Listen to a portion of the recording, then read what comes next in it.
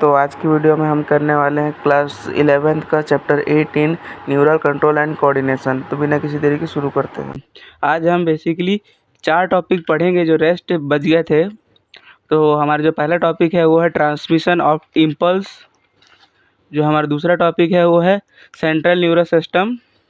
और हमारा जो तीसरा टॉपिक है वो है reflex action and reflex arc. और जो हमारा लास्ट टॉपिक है वो है सेंसरी प्रोसेसिंग। तो बिना किसी देरी के वीडियो को स्टार्ट करते हैं।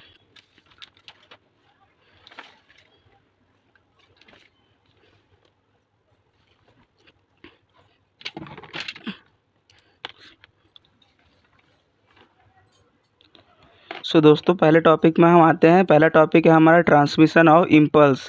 इसके अंदर हम पहला टॉपिक पढ़ेंगे सिनेप्स। सिनेप्स क्या होता है?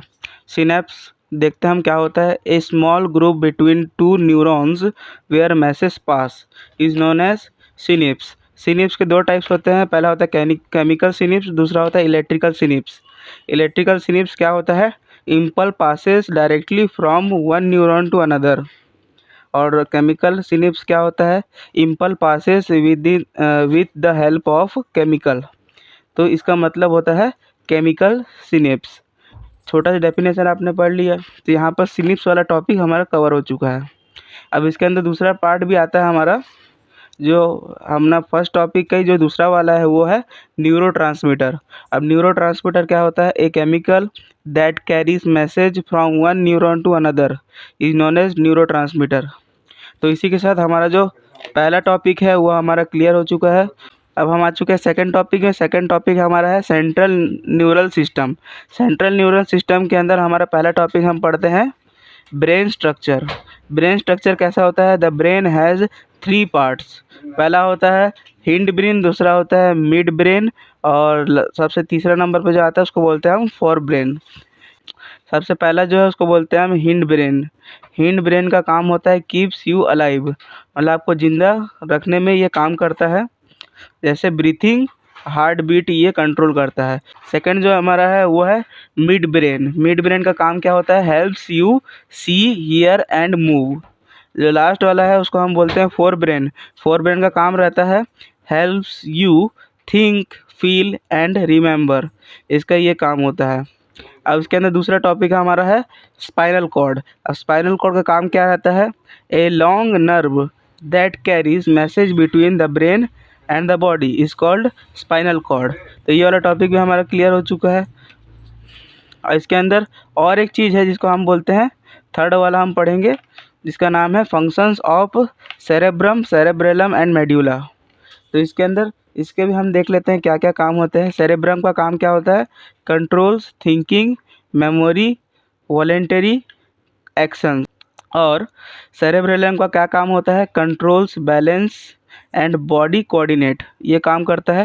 और मेड्यूला का काम रहता है controls breathing, heart beat and other automatic functions. तो ये वाला टॉपिक हमारा ख़त्म हो चुका है सेकंड टॉपिक। हम थर्ड टॉपिक में आ चुके हैं। थर्ड टॉपिक हमारा होता है reflex action and reflex arc. इसमें हम सबसे पहला पढ़ लेते हैं रिफ्लेक्स एक्शन क्या होता है। रिफ्लेक्स एक्शन में सबसे पहला पॉइंट हम क्या लिखेंगे? A fast automatic reaction without thinking. वो क्या किसके अंदर आता है? रिफ्लेक्स एक्शन के अंदर। जो सेकंड वाला पॉइंट है उसको हम ऐसे कुछ बोल सकते हैं, the path that the signals follows in A reflex. तो इसी के साथ हमारा जो रिफ्लेक्स एक्शन है वो ख़त्म हो चुका है। आई होप आपको ये जो दो पॉइंट है रिफ्लेक्स एक्शन के वो आपको अच्छे से समझ में आ चुके होंगे। आगे बढ़ते हैं। अब हम आ चुके हैं रिफ्लेक्स आर्क में। रिफ्लेक्स आर्क होता क्या है इसको भी हम 2 पॉइंट के माध्यम से समझेंगे। Help in quick response through the spinal cord. ये हो गया पहला पॉइंट ख़त्म। और दूसरा पॉइंट है अपना the path followed by the nerve signals in a reflex action is known as reflex arc.